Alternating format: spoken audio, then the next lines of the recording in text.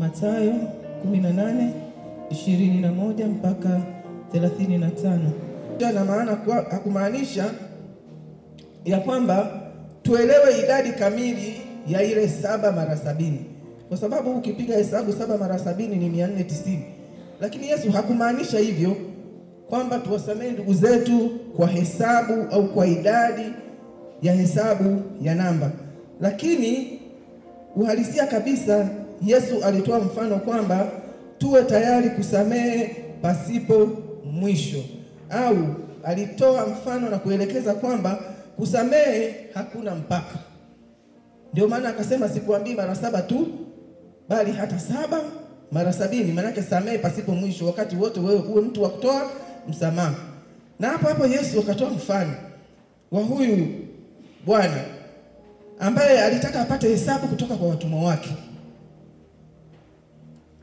Alipotaka kupata hesabu kutoka kwa watumwa wake, anasema kwamba alipoanza tu kufanya hesabu, akaletewa mtumwa wake mmoja. Yule mtumwa katika hesabu zake hakuwa mwaminifu. Hakufanya kazi kwa uaminifu, hakufanya kwa usahihi. Ilionekana anadaiwa kiasi cha talanta 10,000. Na kwa wakati ule talanta 10,000 ilikuwa ni fedha nyingi sana. Talanta 10,000 ilikuwa ni kiwango cha mshahara wa mtu kwa mwaka mzima. Kiwango cha talanta moja. Yeye alidaiwa talanta 10,000, lakini talanta moja ilikuwa ni kiwango cha fedha ambayo mtu alilipwa kwa mwaka mzima. Yule mtu alipofika pale, bwana wake akamwambia kwamba kwa sababu unadaiwa fedha nyingi, akamwambia sasa nitakuchukua wewe, mke wako, watoto wako na vitu vyote ulivyo navyo, ili iwe fidia kwa lile deni ambalo unadaiwa. Biblia inasema yule mtu alianguka, akamsujudia bwana wake, akamwambia naomba univumilie, nitalipa deni mpaka nilipe deni lote. Yule mtumwa, Biblia inasema kwamba alimuonea huruma, akamhurumia, akamweka huru, akamsamehe ile deni yote ambayo alikuwa akidaiwa. Baada ya muda yule mtumwa alitoka pale. Alipotoka alikutana na mtu mmoja ambaye naye alikuwa akimdai dinari 100. Dinari 100 si fedha nyingi sana ukilinganisha na talanta 10,000. Kwa sababu dinari moja kwa wakati ule ilikuwa ni mshahara ya mtu kwa kazi ambayo imeifanya kwa kutwa. Kwa hiyo yule mtumwa alikutana na mwenzake ambaye alikuwa akimdai, akamwambia nilipe deni langu. Biblia inasema yule mwenzake akaanguka, akamsujudia kama yeye alivyofanya kwa bwana wake. Akamwambia naomba univumilie, nitakulipa pesa yako yote. Biblia inasema yule mtumwa akamshika shingo, akampeleka gerezani, akamwambia utakaa huko mpaka ulipe pesa yangu. Lakini ambacho tunafundishwa hapa ni kwa habari ya msamaha. Tukiangalia yule wa kwanza alikuwa anadaiwa fedha nyingi, lakini huyu wa pili alikuwa anadaiwa fedha kidogo. Na yule wa kwanza alisamehewa deni lote, lakini yeye alishindwa kumsamehe mwenzake deni kidogo, akamtupa mwenzake gerezani. Biblia inatuambia katika ule mstari wa mwisho, anasema ndivyo na Baba yangu wa mbinguni atakavyo watenda ninyi msiposamehe kwa mioyo yenu kila mtu ndugu yake. Tunapata fundisho hapa ya kwamba ndivyo Baba yetu wa mbinguni atakavyofanya kama hatutawasamehe wenzetu makosa yao ambayo wametukosea. Kwa hiyo tunachopaswa kuangalia hapa ni kukaa katika neno la Mungu. Ni kukaa katika neno la Mungu ili tuweze kumwona Mungu katika maisha yetu.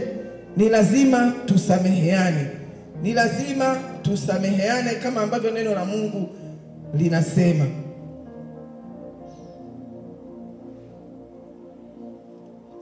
Tukiangalia sisi wenyewe katika maisha haya tunayoishi, si kwamba ni wema sana, na Biblia imesema wazi kabisa kwamba sisi wote tulipotea, hakuna hata mmoja anayetenda mema, lakini tumepata neema ya kulipiwa deni na Yesu Kristo.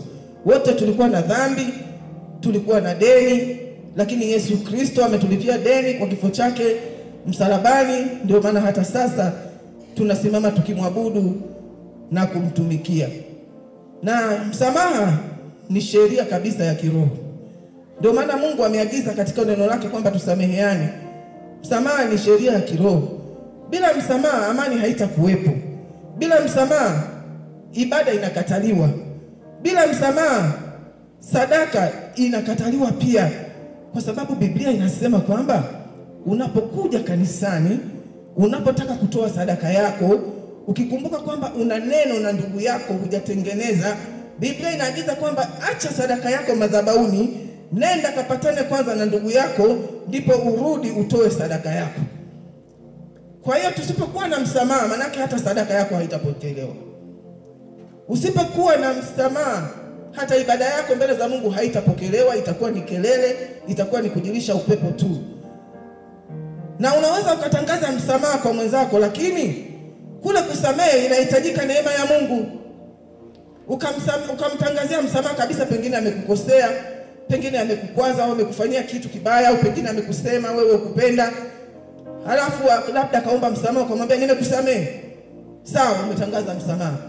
Lakini lile tendo la msamaha, tendo la kusamehe, linahitaji sana neema ya Mungu na nguvu ya Mungu.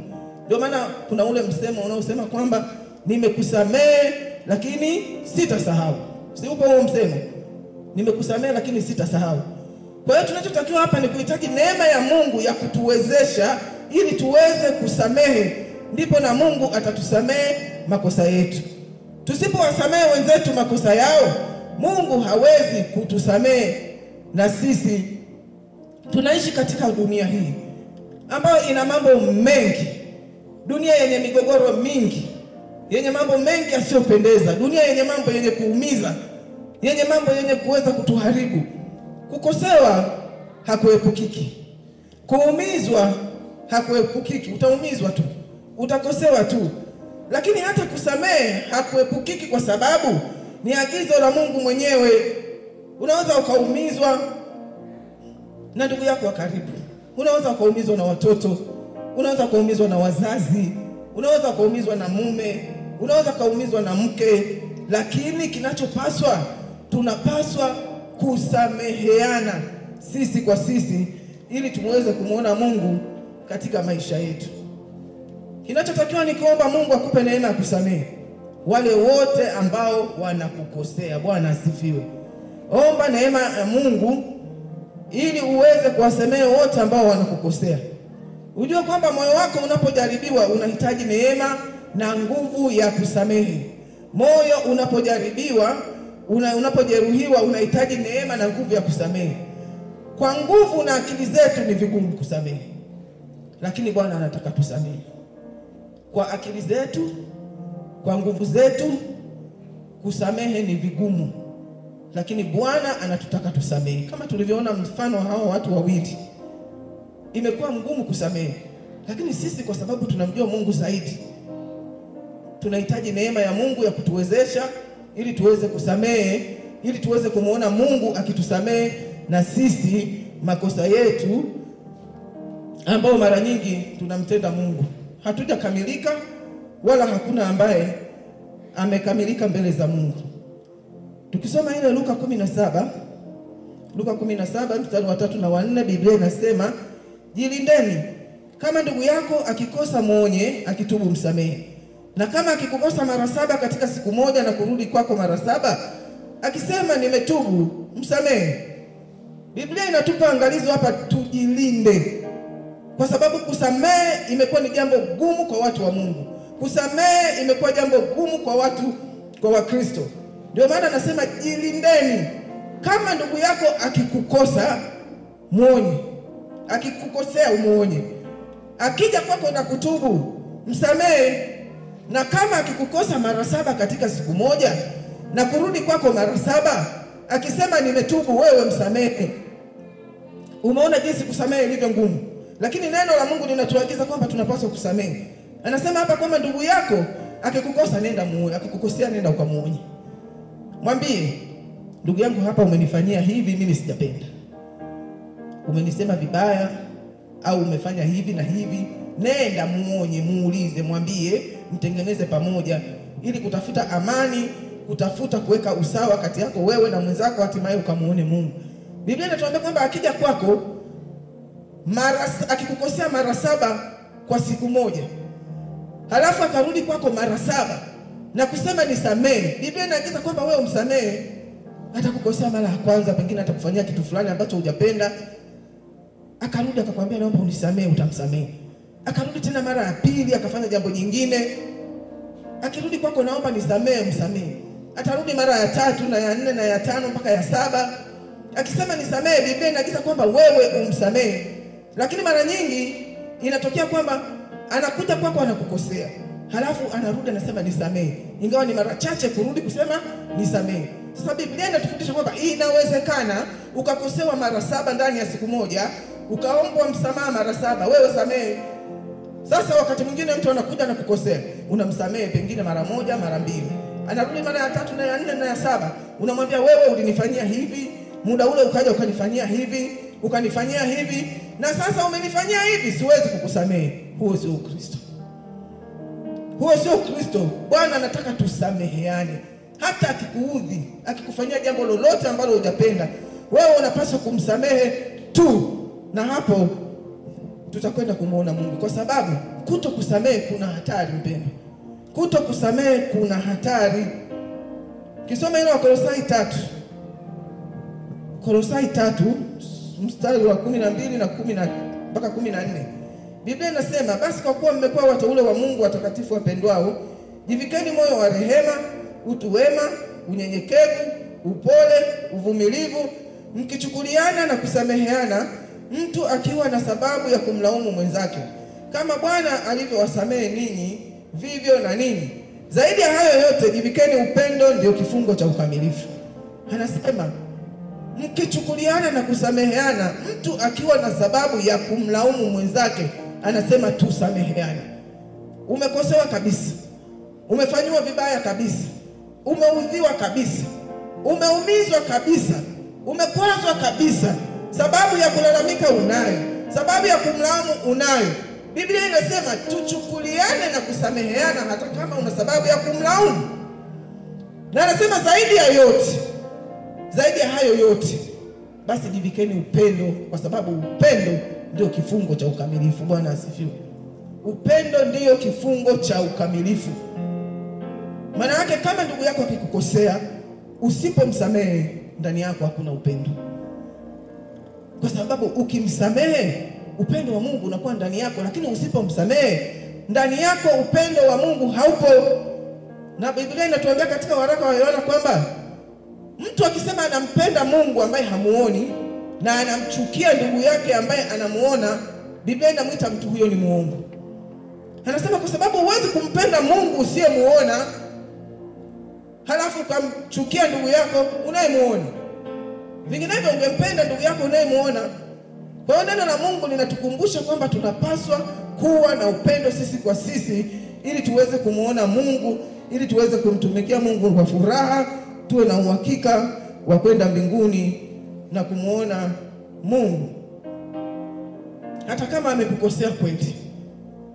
Na Marko 11 mstari wa 25-26, Biblia inasema, nanyi kila msimamapo na kusali, sameheni mkiwa na neno juu ya mtu, ili na Baba yenu aliye mbinguni awasamehe ninyi makosa yenu. Lakini kama ninyi hamsamehe, na Baba yenu aliye mbinguni hata wasamehe ninyi makosa yenu. Sasa mara nyingi hapa watu wanajisahau. Kumbe tunatakiwa tusamehe. Kumbe tunatakiwa tusameheane. Kumbe ukiwa na kinyongo na mtu, huwezi kumuona Mungu wala huwezi kusamehewa, na hata ibada yetu itakuwa bure. Kuimba kwetu ni bure, kusifu kwetu ni bure, sadaka zetu ni bure, kwa sababu ndani ya mioyo yetu hakuna msamaha. Wengine wamebeba watu katika maisha yao, yani katika moyo. Mimi na kilo zangu hizi nakaribia kilo 100, ujue umenibeba tu, nilikukwaza alafu pengine sijui. Niambie mpendwa, Biblia inasema tuonyane, turejezane kwa upole. Mtu mzima kama mimi umenibeba tu ndani ya moyo wako, kila siku unateseka, kila siku unaumia, kila siku unapata shida, na mimi kuachilia hutaki.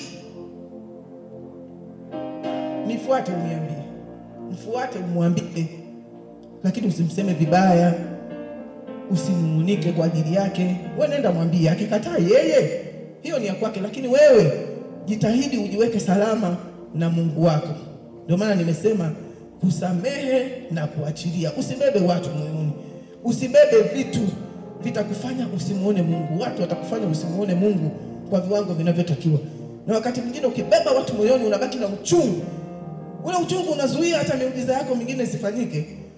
Ule uchungu unazuia mafanikio yako yasitokee.